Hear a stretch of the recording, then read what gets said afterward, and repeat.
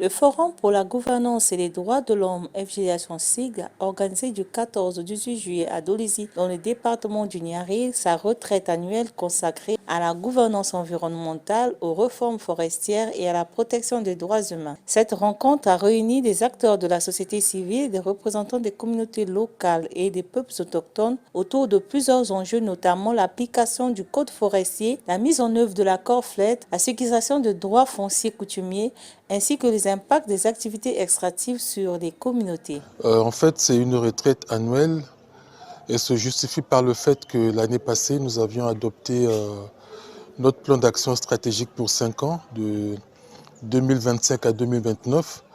Et donc, il fallait d'abord évaluer la première année de ce que on a pu faire ou n'a pas pu faire, et puis identifier les facteurs de succès et les bonnes pratiques qu'on a pu identifier lors de la première année. Ensuite, il fallait aussi planifier l'année qui est en cours et puis l'année prochaine. Donc élaborer les plans d'action pour cette année et l'année prochaine. Mais aussi pour faire cette évaluation et pour planifier, il fallait bien comprendre le contexte national, les différents processus de gestion durable des ressources naturelles, à quel niveau nous sommes, quels sont les défis, quels sont les problèmes, quels sont les enjeux. Et ça permettait donc de calibrer nos ambitions, d'identifier les moyens pour atteindre ces ambitions-là et donc de trouver le chemin pour aller vers une réalisation efficiente de notre plan d'action stratégique. Mais il s'agissait aussi de réfléchir en interne comment on améliore notre gouvernance, comment on améliore notre communication, comment on améliore notre efficacité. Voilà l'objectif de cette retraite annuelle cette année 2026. Oui, je crois qu'on a atteint en partie, on n'a pas encore terminé, mais demain on aura avancé, on aura bouclé avec le plan annuel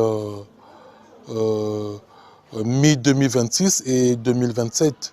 Je pense qu'on aura fait le programme d'action pour les 6 mois qui restent et pour l'année prochaine. Je pense que c'est faisable. Je pense que nous sommes en train d'atteindre nos objectifs. Au cours des échanges, les participants ont souligné la nécessité d'accélérer l'adoption des tests d'application des réformes engagées, de renforcer la participation des populations locales à la gestion des ressources naturelles et d'améliorer les mécanismes de contrôle environnemental.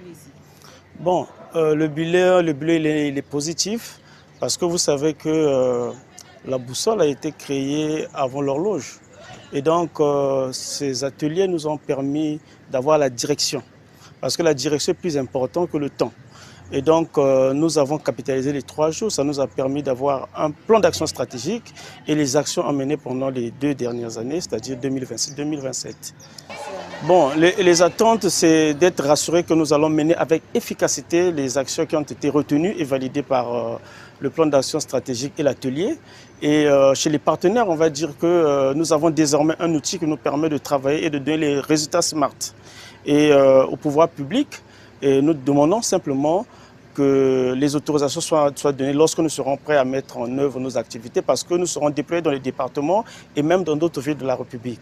Donc qu'il plaise à ces autorités ou à nos autorités de nous donner les autorisations nécessaires et de nous appuyer dans notre action afin d'arriver à un état de droit, à réaliser nos actions sur l'environnement, sur le climat et sur l'état de droit en République du Congo. Cette retraite a également servi de cadre d'élaboration du futur plan stratégique et annuel du FGDH. À cet effet, les participants ont retenu plusieurs actions prioritaires, notamment des campagnes de sensibilisation et de vulgarisation du code forestier, du code minier et de la loi relative aux droits des populations autochtones ainsi que le renforcement du suivi des politiques climatiques et environnementales. À travers cette initiative, le FGDH entend consolider le rôle de la société civile dans le plaidoyer en faveur d'une gouvernance transparente, inclusive et durable des ressources naturelles en République du Congo.